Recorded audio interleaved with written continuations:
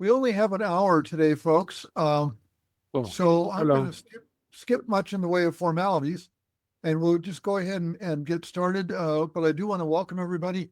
Thanks so much for coming to see us again. It's good to touch base as often as we can. I'm Geoff O'Keefe. I'm the Executive Director of Zen Peacemakers, for folks that don't know us. And my friend Orina Krzysiek is here with Vlad. And Orina, maybe this is the fifth time we've done this, or something like that, or sixth time since the war started. And we want to have kind of a regular cycle of touching base with Orina and her group and others like Vlad that she works with. And to keep up to speed on more personally and more locally what's going on in Ukraine. So I'm going to leave it to that very, very simple introduction. And Orina, my dear, I will mute myself and step back. Thank you so much for being here. Thank you. Thank you, Geoff, for inviting us again. And I would make an introduction then to really give voice to Vlad, as usual, because this is what we discussed before and what we talked about, that really all what we did since the beginning of full-scale invasion of Russia and Ukraine is really thanks to our friends and the community that evolved from very first actions that we took. And Krzysiek is joining us very soon, Krzysiek from our foundation. And him, Krzysiek, and Vlad were main organizers of the events that we want to share some news from to you, just to tell you what we have been up to since we saw each other last. But I have to say that it's very precious to keep this bond with you and to be seeing each other every few months to catch up. We were just speaking with Vlad today about it, how important it is to just have a communication and direct experience of sharing what is on the ground in different parts of the world, not only by reading news and not only by echoing, but really keeping that connection that we believe is actually the most important thing that we can do in terms of our coexistence and facing problems and facing difficulties. So maybe as for me, I feel very much a supporter now to what I would say I am a part of a group that really Vlad is, and Krzysiek this last few months were giving their energy into amazing events and did very beautiful things. But maybe just for those of you, I don't know if we all saw each other these I don't know, the last times, but maybe as a very, very, very brief introduction, I would say we are representatives of different foundations and collectives. So as for me, Fundacja Małgosi Braunek-Bądź, so Foundation B, that Asha, who is actually joining in a second, and Krzysiek, who I hope will join in a second. You are here? Yeah, oh, great. Okay. So Krzysiek, I know that you have just like 5 or 10 minutes. Yeah. So I wanted actually, so maybe I wouldn't take these 5 minutes from you if you have them. I'm really glad that you could join in, because I wanted to ask you to share your perspective on our action in terms of integration, in terms of the communal kitchen, from our foundation and our perspective, and Sure. I want to thank you very much for your help, because without that help we couldn't do as much as we did. We start with sending medical support to the Ukraine. Then we help at the border people who are helping people coming to Poland, and as a continuation of this action, we started those meetings for migrants or for Polish people to know each other, and without your support it couldn't happen. And I want to join this meeting to say thank you very much. After this summer, we a little bit changed our idea of those meetings, because we decided to include other migrants than Ukrainian one, and did it for all people who are coming from countries with wars. And there were people from Afghanistan, from Palestine, from Chechnya, from Ukraine, from Belarus, and there were really great meetings. Vlad and Taras, who didn't attend, they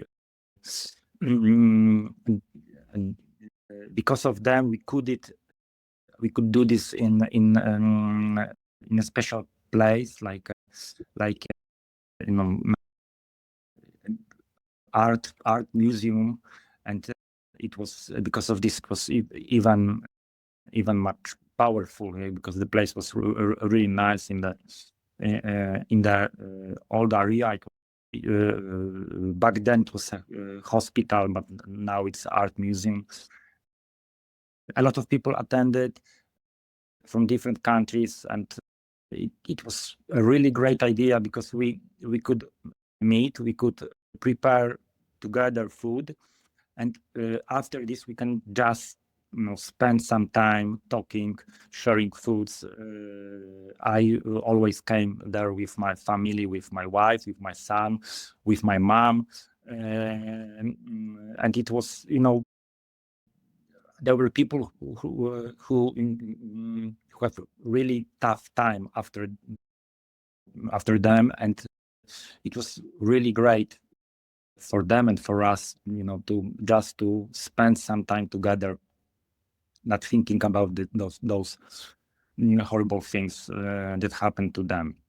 So again, thank you very much for your support to us. Thank you.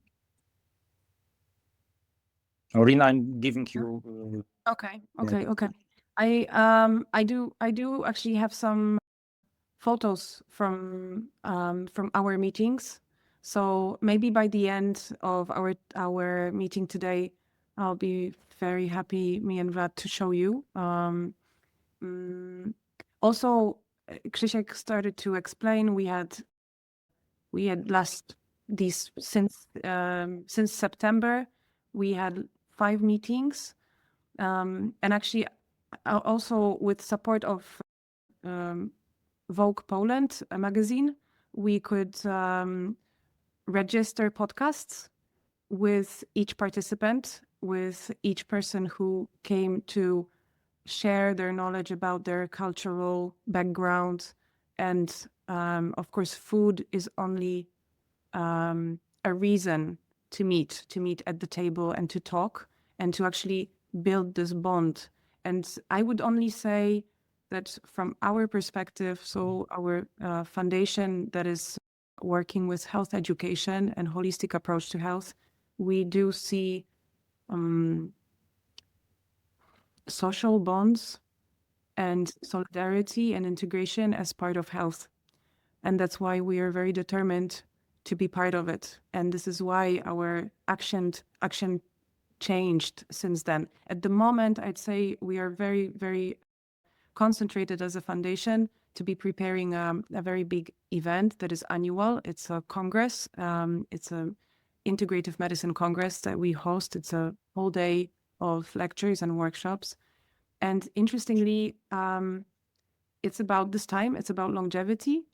And I had a very interesting discussion yesterday about how is it possible to talk about longevity now when things in the world are happening, that are happening. So over talks between United States and Russia over Ukraine, or what is happening in Gaza, Palestine. But actually our take on longevity is more about quality of life, vitality, and connection, and really deep connection with oneself and with others. So this is the angle that we are taking this time, and we're seeing in the foundation that health is there is always place for it if we see it this way, because it may help us actually survive troubled times. So Vlad, if you want to share something about Communal Kitchen and of what we did past months, that would be, I would like to take space also from you. And as we all know, it's very difficult days if we speak about Ukraine and also future and also Europe. It's very troubled and very unknown. There is a big need for really, really staying in this solidarity that, to be honest, I don't really see that much at the moment. It's very chaotic. This is how it feels on the ground. Yeah. So hi everyone. My name is Vlad. Thank you, Orina, for giving me this moment. So maybe I will start with something that like how we were planning to have our meeting today, because if some of you may have already joined our previous sessions with Orina, where we were like basically presenting the situation that is going on in Ukraine, and talking about the current needs of refugees or in Ukraine, like in Ukraine and outside of Ukraine. So today we decided that it's going to be a little bit another format, because honestly, I feel like there's not that much to present from our side. I think the news about what is going on right now is everywhere. They're not really easy to process, because as we know, they're like, it's called peace talks, but we cannot really refer to them as peace talks. It sounds like there is a huge division of influence over the world is just being discussed. So I'm not really going there at the moment, but we wanted to hold today in a little bit different format, just to have a conversation. Maybe we will answer your questions, share, I don't know, some thoughts, ideas, just support. I think it will be important for us, for you, I hope as well. Yeah. And maybe I will start with just saying what we were doing in the latest days. I mean, not many days, but months in the latest time. So we were focusing on something that we can locally do. We tried not to really spend our energy on thinking on what is going to be next, on what is going to be tomorrow, because it really can, push you down and make you unable to do anything. which is obviously not our goal. Our goal is to make some changes, even if they are very small. Even if they seem to us sometimes very small, but it's still better than just doing nothing. And we were trying to focus on what we can do here and now with the ongoing crises all over the world, with the ongoing refugee crisis here in Poland.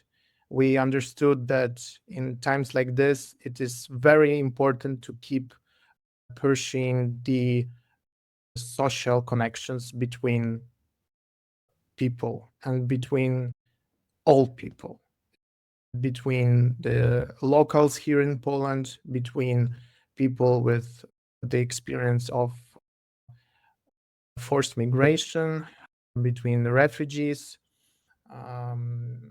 just to create a space here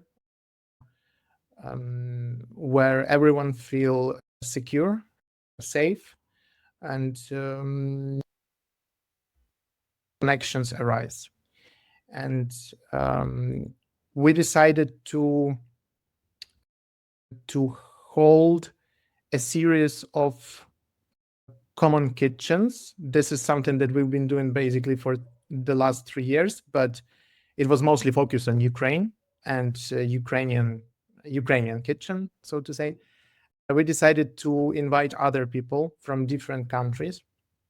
So as Krzysiek earlier said, we had participants from Ukraine, Belarus, Afghanistan, Palestine, and Chechnya. And we invited those 5 participants. They're basically all people with an experience of forced migration. So they had to leave their home country because of the threat to their freedom or life. And they all found their second home here in Poland. So we wanted to learn something from them. We wanted to meet them. We wanted to talk. We wanted to hear their stories. And again, as I said, we just wanted to create some space where every one of those persons can feel valuable and can feel safe. Because I think that this, like the experience of leaving your home because of the threat is so traumatic that some of those people have difficulties of feeling safe again, even if they are like in a relatively safe space. So the whole idea of this project was that we asked every participant to cook the one dish that is the most associated with their home, that reminds them of their home. And thus we all were also kind of experimenting and kind of researching, I don't know, what is actually home? Is it like a concrete house where we were born, or this is something that we carry within ourselves? Or so can it be touched? Can it be expressed via something else? For example, food. Can we find like a piece of home in food, for example, right? This was quite interesting. I think with this project, we understood that, yes, we can feel the home within some small things, such as, for example, like food that reminds us about our parents, our childhood, our home. It was a very heartwarming project for all of us, for our participants, but also for us. We had a really meaningful talks with our participants. We were laughing and crying, and yeah, I will never forget our first meeting with Orina and Amsal. Amsal is from Afghanistan and had to flee after Taliban took over the country. And it was very emotional and intense talk, but full of different ranges of emotions. But this was basically the core of the project. It really made us very close with our participants. Can I add yeah. Vlad? But at the end, for me, what was very, very moving was what you prepared. So we prepared at the end. You prepared at the end.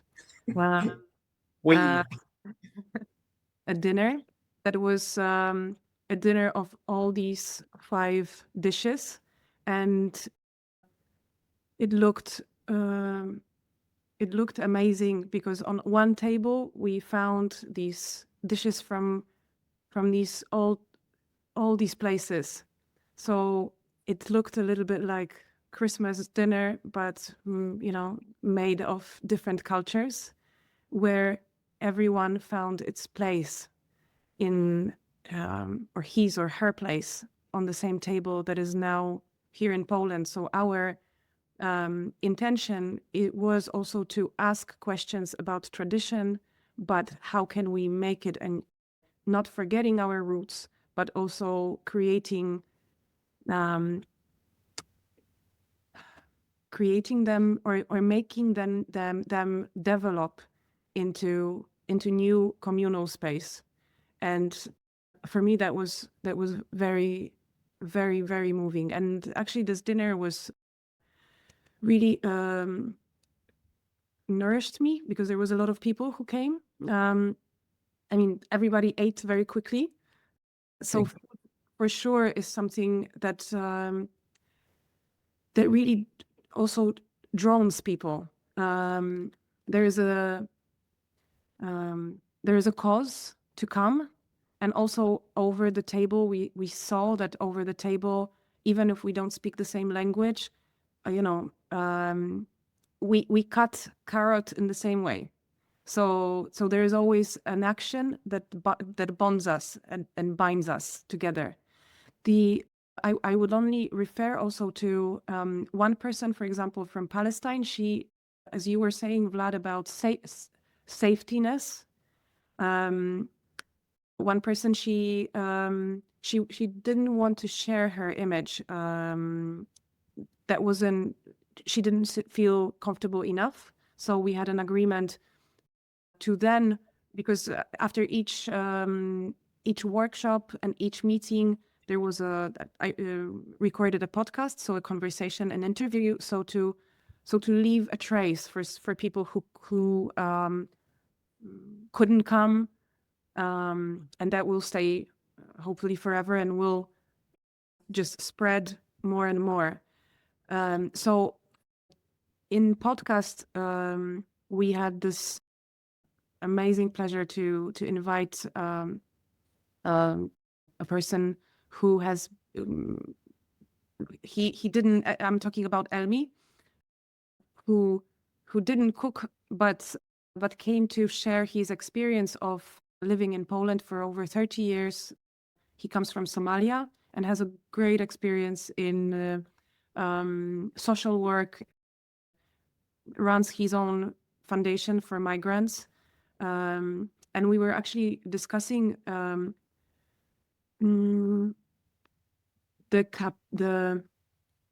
openness among Polish local society and community towards events that are dedicated to integration. And from Elmi's experience, because they are also in their foundation hosting once a year an integrative day, and referring to his words, 80% of commerce of participants are migrants themselves, which means, that what he said,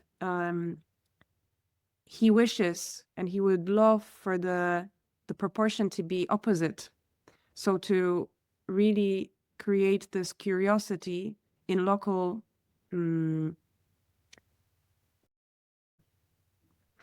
environment, to really come and just meet each other. Because at the moment for in Poland, there is not many platforms for migrants and for refugees to have their voices and to be heard. So for us, it was very important that we actually these events, I don't have any, maybe Vlad, you have an idea of the proportion, but I think it was quite diverse.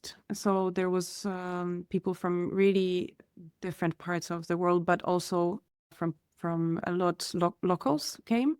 But still, we are reaching it's a small amount of people, and what we're seeing now, this I would say my sense is great chaos at the moment and uncertainty of what is about to come. I was listening to a radio just 2 days ago, discussing over aid to Ukraine, and I mean military aid to Ukraine from Polish perspective, and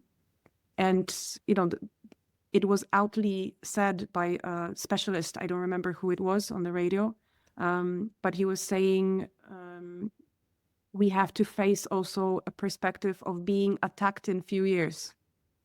So it's still shocking for me. And I don't think maybe this shock may ever ease,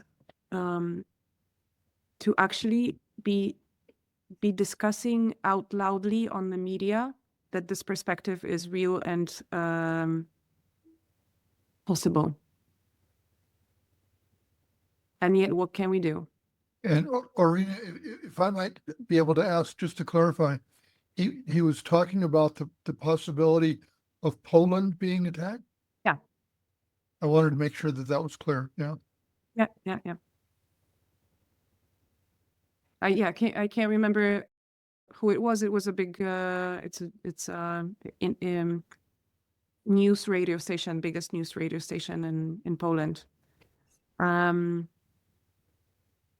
So this is pretty much the reality now. And as Vlad was saying, small actions, they are the only thing that I believe we can do to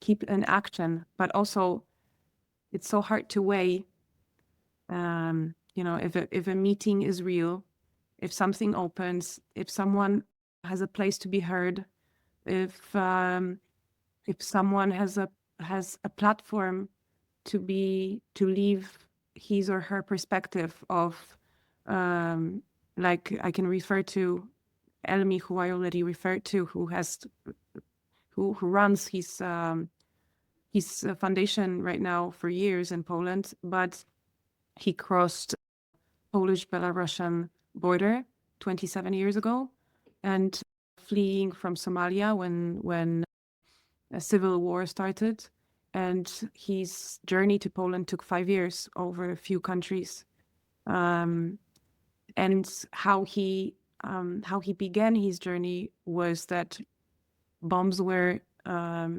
everywhere. There was, and he just I'm just quoting his story.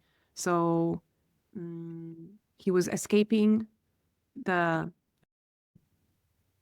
war, sudden war and life threat, and he was at the harbor and just jumped into first boat that was there, and boat took over and never returned.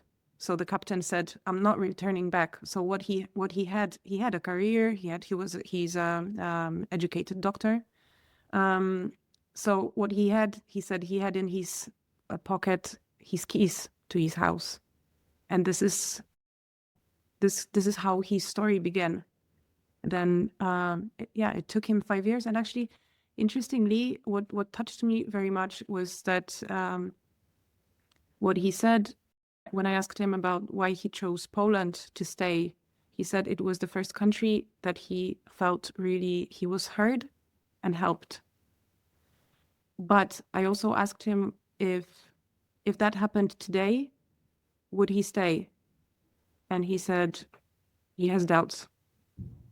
So we have to be very clear about the now, here and now tendencies and reality, because I think what is happening in the world, the polarities, the huge division, is reflecting so much on the streets also.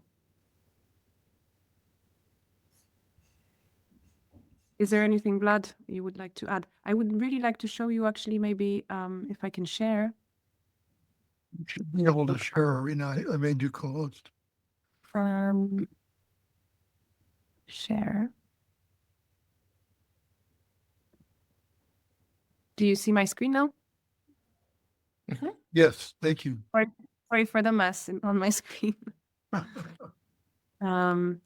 So yeah, these are photos from Communal Kitchen. This is Kedi from Chechnya. She's a wonderful woman, also a huge educator.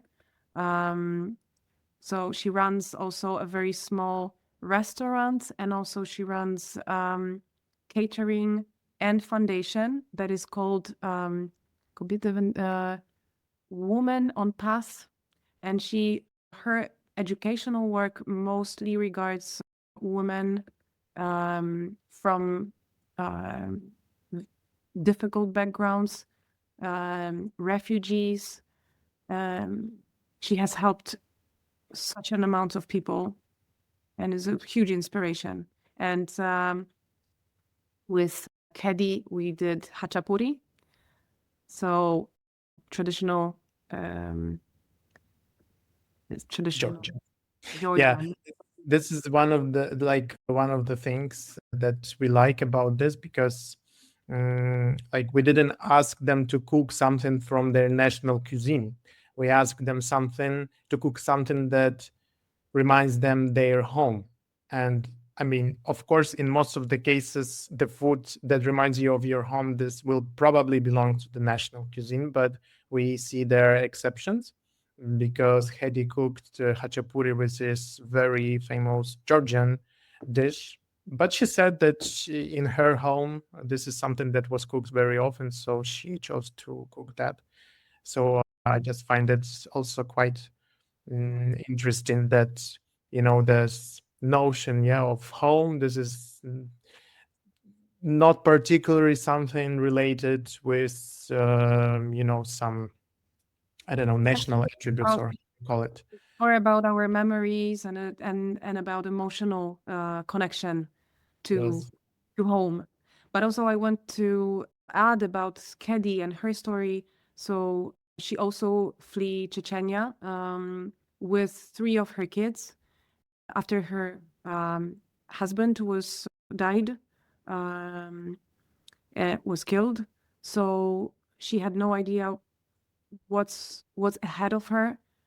She also went through a refugee camp, and her story is just, for me, a story of such a strength and such an amazing power and openness and change. She's amazing inspiration. This is already another dish. This is Amsal's Buryani Badjan from Afghanistan. So it's this is Amsal. You, Vlad, already shared Amsal's story. So, and I'd say also her strength and wisdom is very, very touching, and was very touching.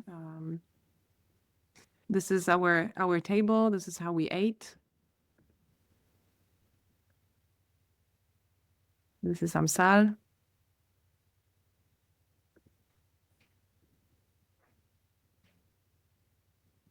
Amsal's family lives in Germany, so they all managed to flee after Taliban came.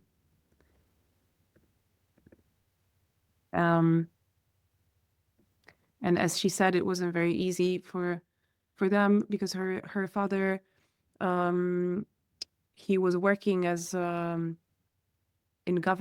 previous government, so he was one of the first people who would be in danger when Taliban came.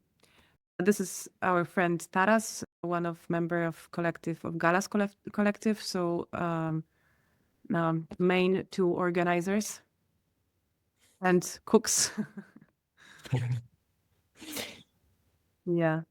And I loved actually, just the feeling to sit down and talk and to share and to know the background of someone's life and tradition.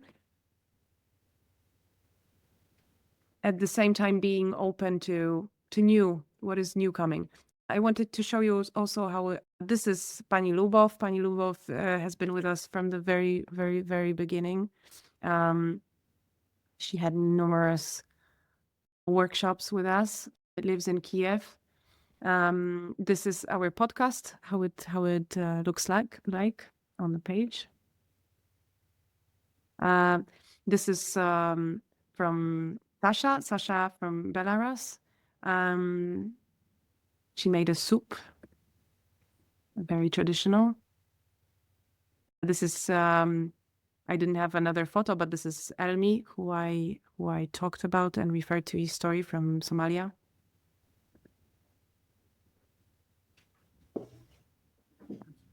Maybe there. And this is our last dinner, pictures from last dinner I wanted to show you. And really, that's Vlad's amazing talent to gather so many people and also to, this is Pani Lubow. And to create such a beautiful table that was a representation of roots of tradition, but also differences. Can you share Vlad, because I don't want to say anything wrong, but the idea of bread and roots on the table? Yeah, so basically, I mean, I don't know if you have those pictures, but this was the final event. So the final kind of dinner that had all of the dishes that were cooked on these workshops that were presented, so people can enjoy them all together. And we had this idea of to use I don't know if you see in this picture, but there is a bread in a form of roots. And we had this idea basically after kind of thinking of how our traditions, including our food or something that reminds our home, this can serve to us as certain roots which can help us to settle down in a certain place if we have been uprooted by other forces. So which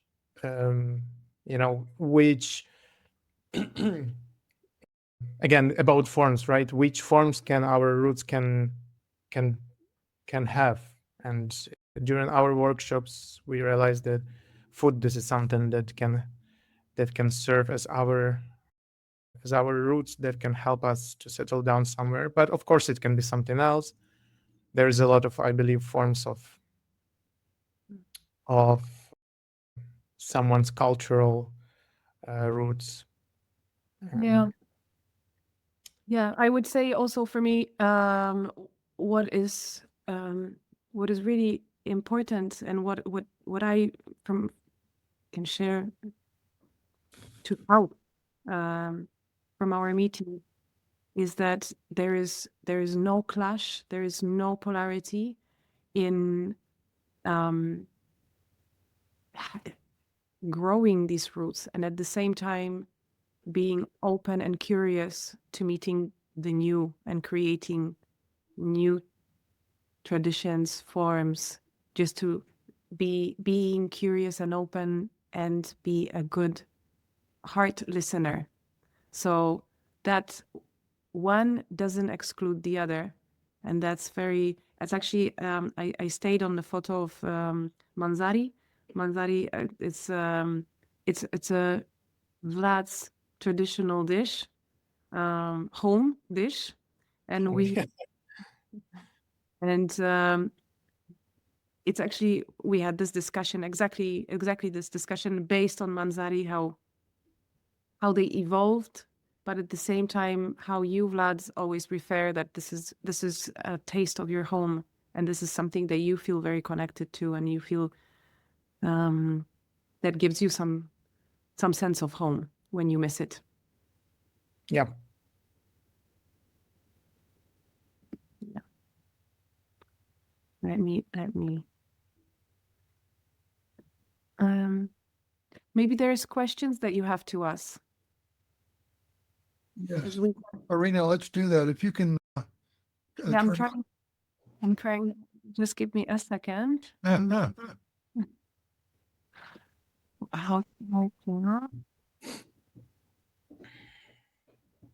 Who's that in your screensaver, Orina? Screensaver. Oh, you see me, right? You see me making all these different moves. Yeah, but who are the men in the picture? Where should I? Here. Stop share. There we go. Great. Thank you. Yeah, Still, just one thing, because Asha is still here. Asha from our foundation, and I asked Asha also to join. Asha, would you like to add anything from our perspective? Well, it's difficult to add something to what you said already. It was beautiful. And I know how important these meetings are for people, and how important it is to create this safe space for sharing and listening from the heart, which is like Zen Peacemakers things. We carry it into these meetings. What I want to say only that we still have a lot of plans to do much more, not only around food, but some other international gatherings for people in need to share traditions and to exchange traditions. Maybe some art projects also made with the idea for peace, international peace. So we have plans, and there is a space to do it, and there are people who are willing to do it, and especially there is such a diversity in I can see it in Warsaw, not so much in other places, but because I'm not traveling so much, but in Warsaw there's so many young people who are really into integrating in Poland with other people, with us, and with other migrants, but also people in different ages with different needs. And they are very present here. So it's really very natural for us to share what we can and to do what we can. And this is what we are willing to carry on and continue. Orina, if I could just step in for a minute, I'd love to open up for questions. We have about 15 minutes left, but before we do so, and we don't usually do this, but I think we have a real special connection with Orina and Vlad and Asha and the work that everybody's doing. If you could put in the chat a way that people can support you financially, or if you have a slide you want to put up at some point too, we want to make sure before people leave. Give me a second to find it, and then in the meantime we can open Q&A. Yep. And maybe I'll go ahead and begin. I do have a question. When we met in the beginning, and the next meeting or two after, I don't remember the number, but you had shared that there were something like 2 million Ukrainians in Poland, or maybe more than that. It was a huge number. There was around 3, yeah. I'm not Sorry? sure. Around 3 million, but that was, I think, more like a year ago or something like that. I'm not sure what is the current number. Now, is that number decreasing? Are people going back, or are people settling permanently in Poland, or how is that going?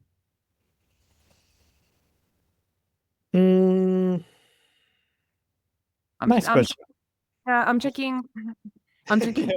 I was just about to assume maybe we should check, but It says it's officially 1.5 million of Ukrainians in Poland, which probably means there's more.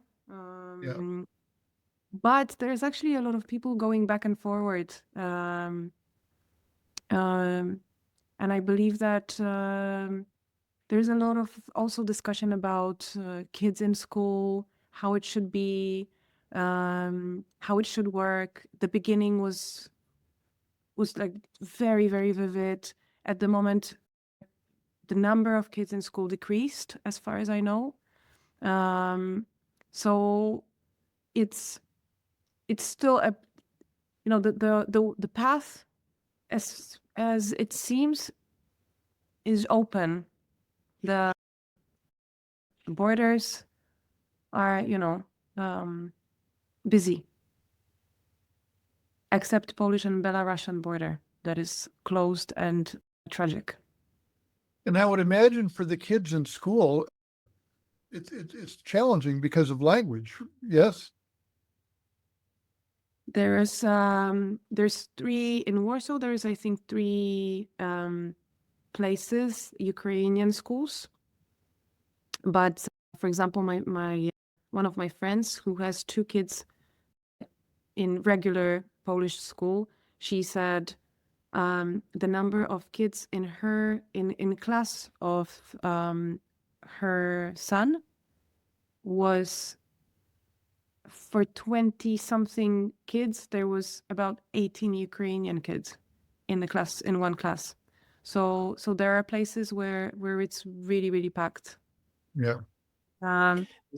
If I can add, I think this is also was influenced because by the recent changes, because previously there were separate Ukrainian schools. I mean, there still are, and I think they were the most popular in the beginning.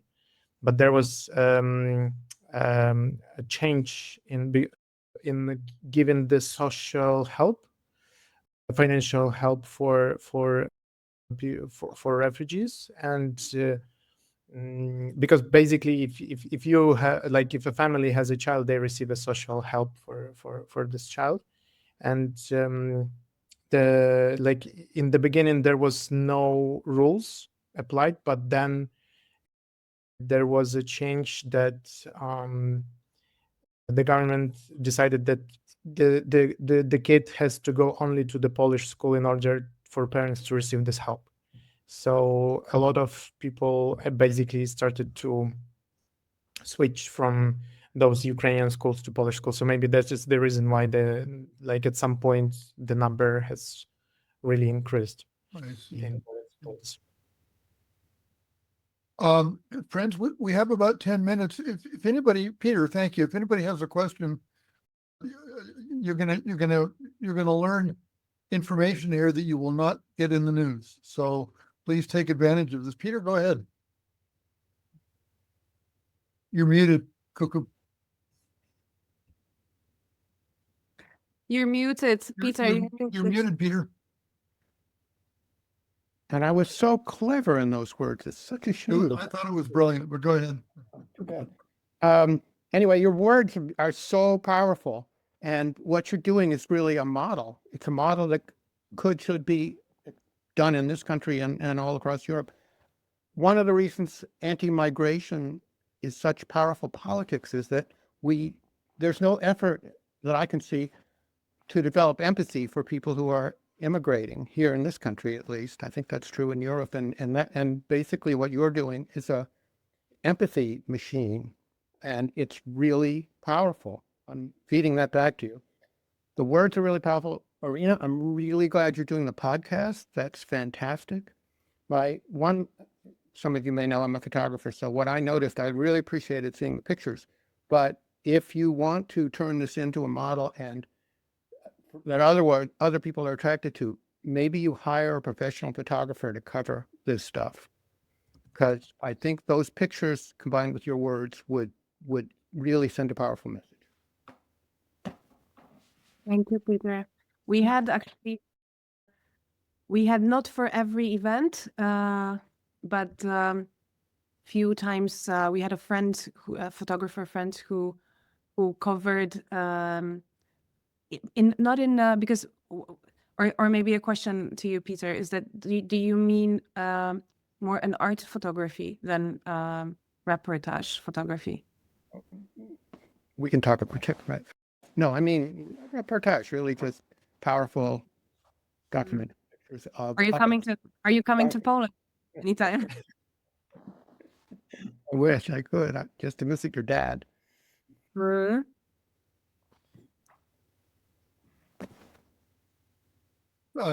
Bill, you've got your hand up. You want to go ahead? Well, I'll jump in, and I did jump in the last moment after I read a article by Heather Cox Richardson and describing how our vice president, went into and just basically sided with all the autocrats to make this go. But I was so moved by the meal, and it reminded me back of what Bernie's all about with the Supreme Meal. You were preparing the Supreme Meal, and hopes that we can continue to do that. But I also at the same time have so much shame that this for our country, and I've never felt that before, and want to apologize in some way. I mean, I know it's crazy to do that, but it just that's the way I feel, and I just hope that we can support all the oppressed everywhere around the world as a result of this regime. Thanks, Bill. Thank you. I want to mention to everybody, Orina has put a link to the foundation's PayPal in the chat. If you have the means and are so inclined to help support in any way you can. So thank you in advance for that. There is, because we are meeting in talking about communal kitchen. This project is now ended with this big last dinner. But if anyone has an idea or can share and support us, we will be able to continue, and that's the idea. So if Vlad, you are up for it, because it's your initiative.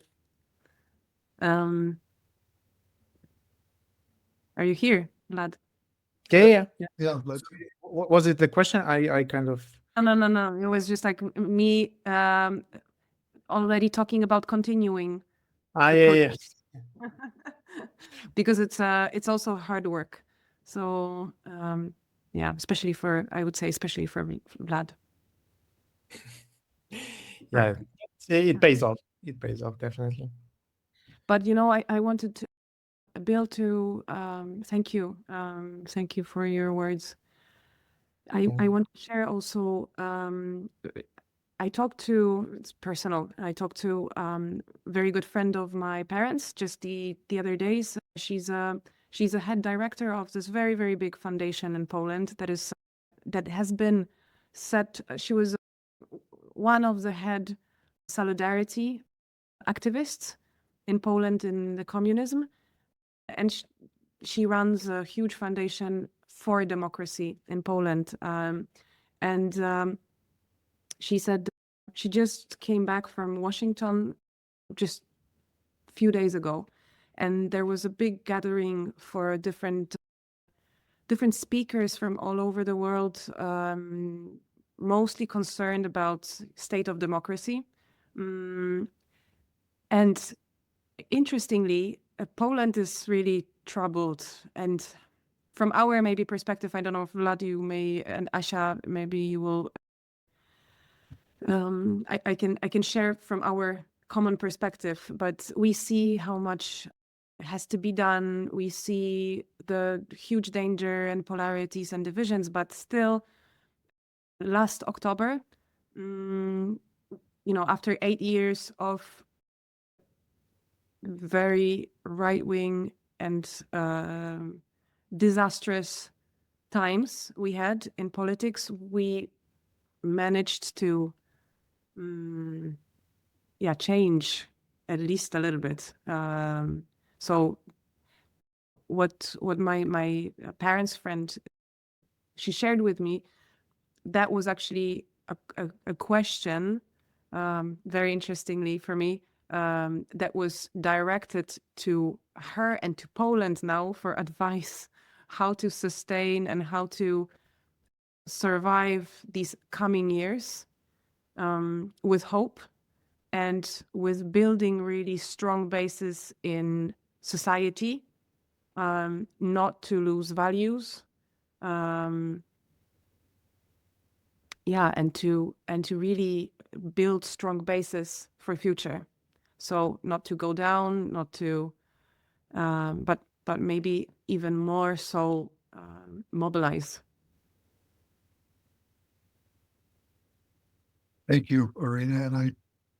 And I would like to think that all the Americans on the call here really appreciate that example and that encouragement.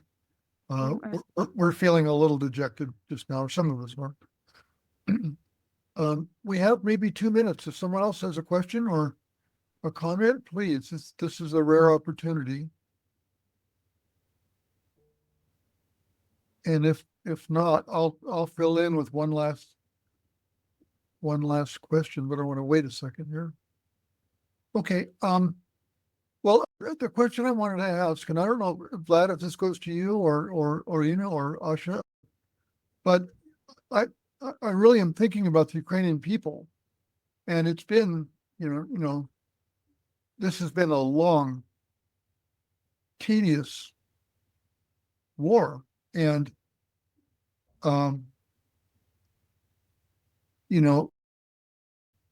and now more recently,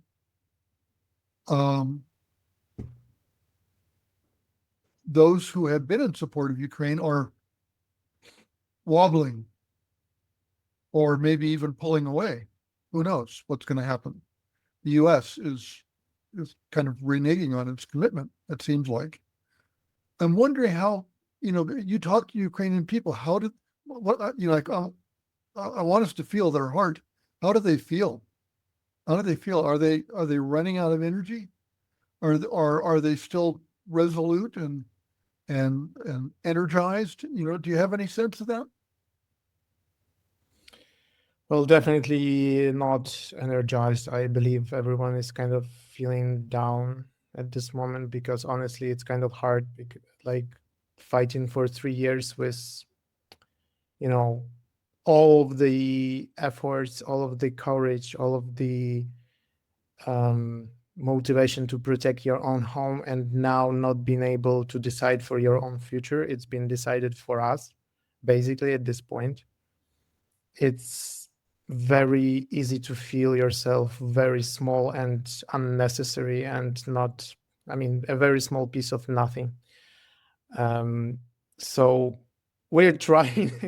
For me, it's kind of easier to talk because I'm not there. I live in Poland for the last 10 years, so I'm not feeling, I think, even the 10% of what people actually feel there. But I have my parents, I have my family there, I have some of friends still there. Obviously, I think this is one of the most harsh times. Definitely not like what was before is like, obviously it was also harsh, like the war was in its active phase. So I think from this perspective, it was much more difficult, but there was, there was a lot of support from a lot of people from a lot of countries. There was a lot of hope. There was a lot of faith in that everything will become normal again. Right now, there is a big realization that probably not, like it's not going to be the way it was before the war. So it's kind of, it's a hard feeling. It's a hard times to realize that and to accept that. This is what everyone feels. For me personally, I think that I'm just trying to as I said, I'm just trying to focus on the things that are within my control. I try to also look into history, some historical events that could teach us, because I live in a country, Poland, that has been divided 3 times by big players, so to say, and it has been absent from the political maps for like hundreds of years. Yet still, it is here now. Polish people still are here. Polish culture still thrives, still exists. So it gives me a lot of hope that even if they decide to cut Ukraine at the half, and I don't know, to give it, I don't know, like what are the plans, but I just think that what is important is what we carry within ourselves and what actions do we do on the daily basis. And I think this will help us to live longer than those hard times, I hope. Thank you, Vlad. Thank you, Vlad. And Orina, I want to honor your request to keep this to an hour. So just very quickly, our friend Ella Reznikova is here, and Ella is doing some work in Ukraine and has an event coming up. Ella, if you can be very briefly, just tell us. Yeah, hi guys, thank you so much. I'm from Ukraine, but I live in the United States, and I help volunteers to raise money. And we have special Tonglen group. We call it Tonglen for Ukraine. And we have a lot of events. People come every day, meditate, and Ukrainians come and talk about how they live there and how they help.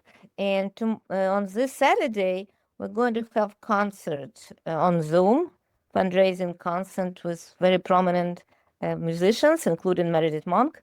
So if you want, I can put a link. Maybe you can attend. It would be very, very beautiful. And thank you so much, Vlad, Orina. We need more people like you. We do. Thank you, Ella. Thank you for the work you're doing too.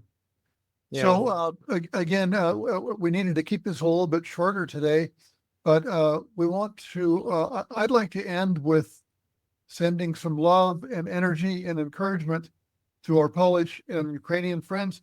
So if everybody can open your mic and wish Slava Ukraini. Slava Ukraini!